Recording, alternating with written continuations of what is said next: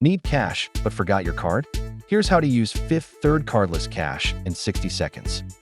Open the Fifth Third mobile banking app and sign in securely.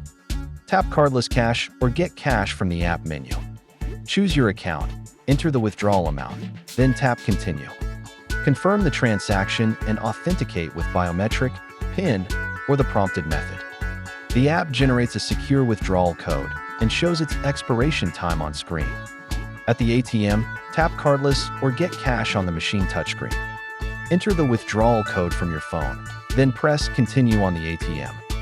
Follow prompts to verify identity, such as entering the last 4 digits of your phone. When processed, the ATM dispenses your cash.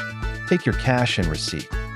You'll see a confirmation both in the app and on the ATM, transaction complete. Download Fifth Third mobile banking to get started. Never share your code and keep your app updated.